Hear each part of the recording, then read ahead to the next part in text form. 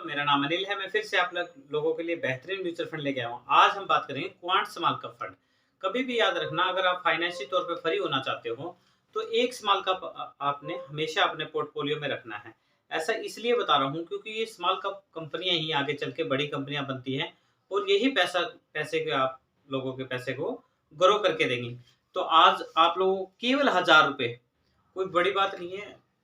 Monthly 1000 रुपये आप आराम से बचा सकते हो और मंथली 1000 रुपये बचा के आप करीब करीब 27 साल के अंदर में 1 करोड़ रुपए आप आराम से बना पाओगे। 100% 100% मार्केट रिस्क है, पर 100% म्यूचुअल फंड पैसे में भी आपका जो ग्रो करके देगा पैसे को, वो 100% है। तो आज मैं आप लोगों को बताऊंगा, इसका नाम है क्वांट स्मॉल कैप फंड। बहुत ही बेहतरीन और बहुत ही अच्छा फंड है। आप देख सकते हो, कई लोग कहते हैं म्यूचुअल फंड कब स्टार्ट हुआ होगा। तो मैं हर वीडियो में अपने ये बताता हूँ कि जिस भी म्यूचुअल फंड के बारे में बताता हूँ उसकी ईयर बताता हूँ कि वो कब स्टार्ट हुआ होगा।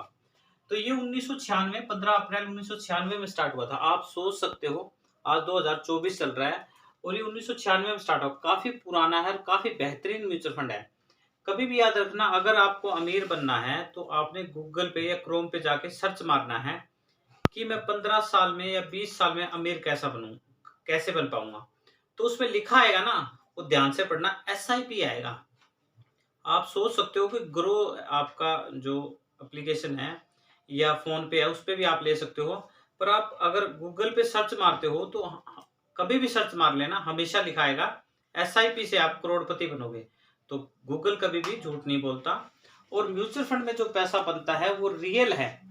और जो लोग कहते हैं म्यूचुअल फंड में पैसा खत्म हो जाता है, मिलता नहीं, मेरे को एक वीडियो दिखा दो आप, या मेरे नंबर पे सेंड कर सकते हो, आप कमेंट में जाके लिख सकते हो, उस वीडियो का नाम मैं सर्च करके चेक कर लूंगा, या लिंक भेज सकते हो मेरे को। पर याद रखना, अगर आपको करोड़पति बनना है तो वो आपको बनाएगा म्यूचुअल फंड।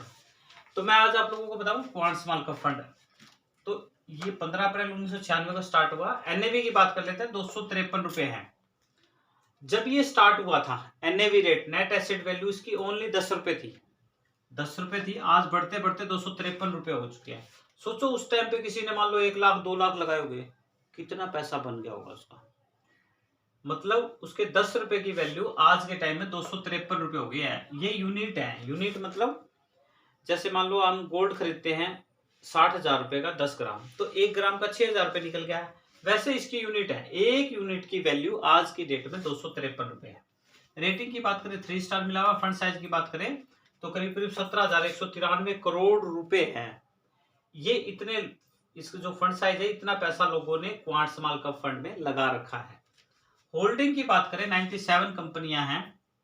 अब कई लोग सोचेंगे बिल्कुल ब्लूटूथ बंद पड़ी है, उन्होंने कभी म्यूचुअल फंड के बारे में सुना ही नहीं होगा। गलती से अगर मेरी वीडियो आ जाए तो आपने ध्यान से सुनना है कि ये पैसे लगाते कहाँ पे हैं।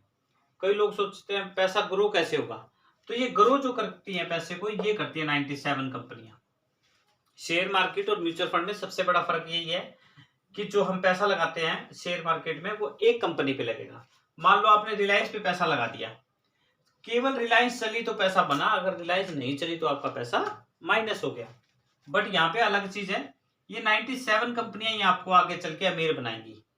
97 कंपनियों में आपने पैसा लगाया, मान लो 1000 रुपए लगाया, तो एक एक कंपनी में अलग अलग हिसाब से आपका पैसा लग जाएगा। पर आपने लगाया क्वांट स्मॉल कैप फंड पे, उन्होंने आपके 97 कंपनियों पे लगा दिया।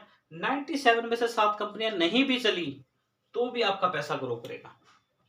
कई लोग सोचते हैं कि पैसा लगा दिया, पता नहीं कौन सी कंपनी में लगाया है।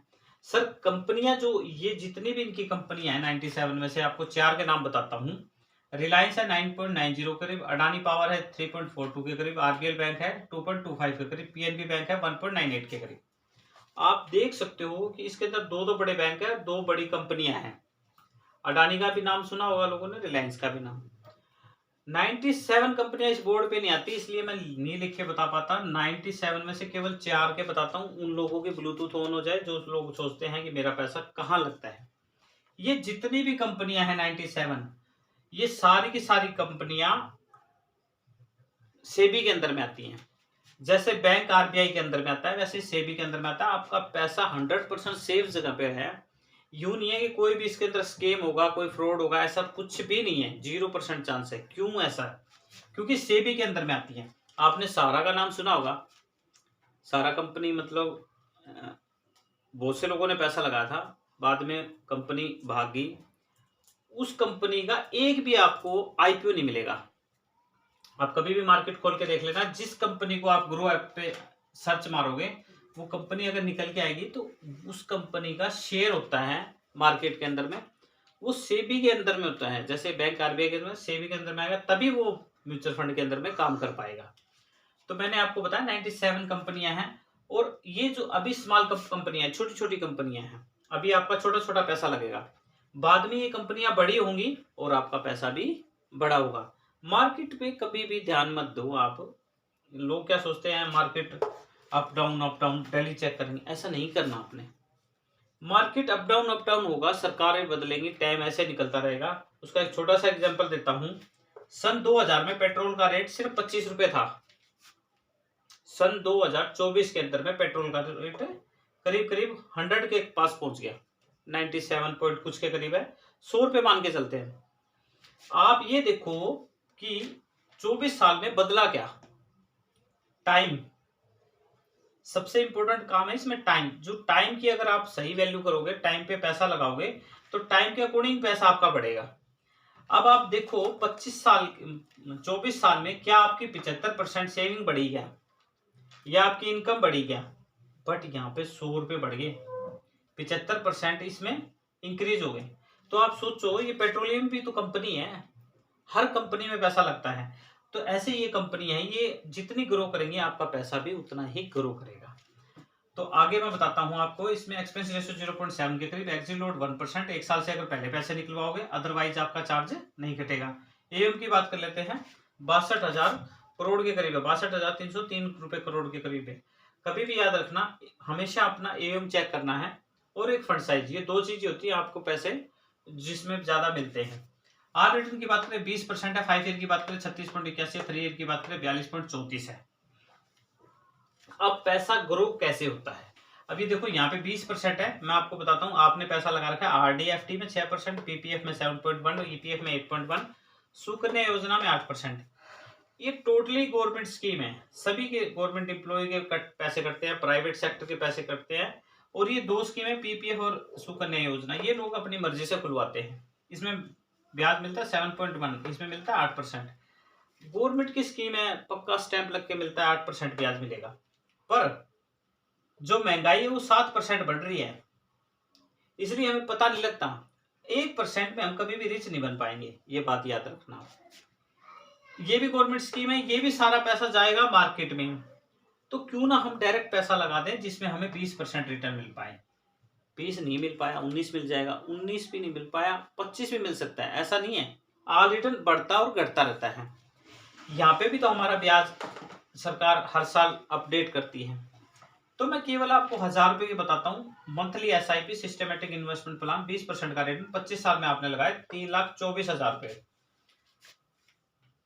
25 साल के बाद आपको मिलेंगे करीब करीब 1,28,56,808 रुपए। इतने पैसे कभी भी नहीं मिल पाएंगे, 28 लाख रुपए भी जिंदगी में नहीं मिल पाएंगे। कैलकुलेशन लगा लेना, 28 लाख रुपए भी जिंदगी में नहीं मिल पाएंगे। क्यों? क्योंकि हम पैसे को गलत जगह इन्वेस्टमेंट कर रहे हैं। इन्वेस्टमेंट की कभी भी क्लास लेते ही नहीं हम, जिसके कारण हमें पता ही नहीं कि पैसा कहाँ लगाना है। अगर आपको पैसे की सही नॉलेज होगी तो आप अपना पैसा सही जगह लगाओगे और सही जगह ग्रो होगा। तो मैं अपनी नेक्स्ट वीडियो म्यूचुअल फंड के बारे में बेहतरीन बताने की कोशिश करूंगा। धन्यवाद आप लोगों का।